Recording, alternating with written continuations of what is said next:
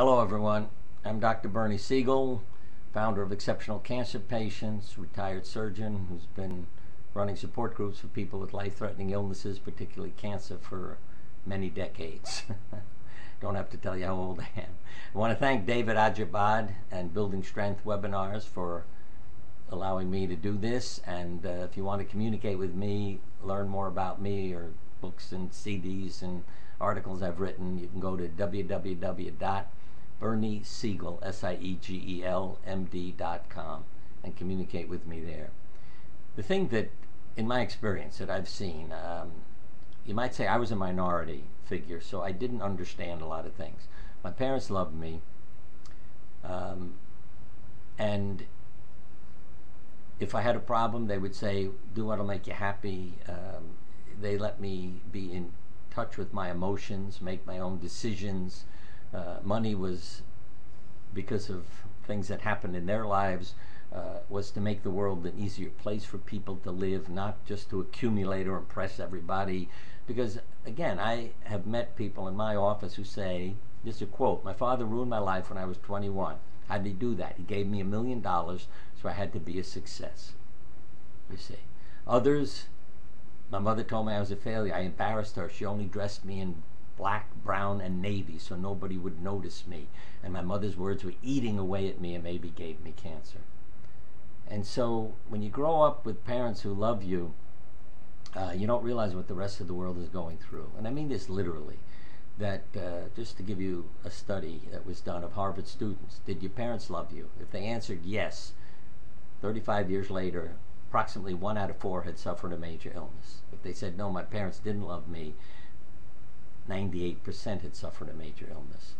So I'm always saying that I'm trying to inspire people, let them know that they're divine and that they're loved, so they then take care of themselves.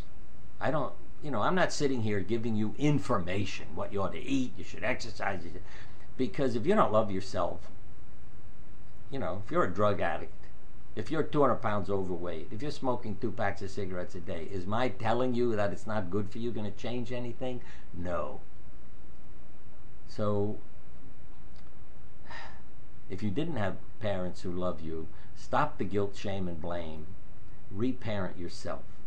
Because I know if I go into an assisted living facility, 80 and 90-year-olds, I say, did your parents love you? Every hand goes up. Go into a high school, and the opposite happens. 70% of high school students have contemplated suicide in one study. They don't know how to eliminate what's killing them. That's what you need to do.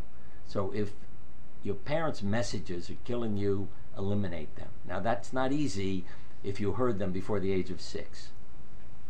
Because just as Bruce Lipton in his book, The Biology of Belief, discusses, up to the age of 6, your brainwave pattern is very similar to that of somebody under hypnosis. And therefore, your parents' words are hypnotic. They're in there. You're a failure. You'll never amount to anything. Yeah, you hear that every time something comes up in your life. But you can reprogram yourself. You can be reparented. And you can also reparent others. I learned that as a doctor. That when totally self-destructive people came to my office and I said, I care about you. You're a divine child. I'll see you again. See, instead of rejecting them because of their behavior. Imagine somebody sitting under a no smoking sign in your waiting room and lighting a cigarette. You could say, get out of here. But I don't. I invite her in, give her a hug, let her know I care. 2 months, 3 months, 6 months later, she suddenly is taking care of herself, stopping all the addictions, and a whole new life starts. Why? Because as one young lady said, you're my CD. I said, what are you talking about? She said, you're my chosen dad. So I've learned as an authority figure, if I keep loving, and that includes parents, teachers, clergy, grandparents, anyone in your life who comes along and says, hey, I care about you, I love you. I didn't say you have to like, but you love. Then with time, they ultimately begin to realize I am worth loving. And so there are people who really got in touch with me because they were suicidal, who are alive today because I said, I love you. And yes, they've been through sexual abuse, a whole host of things.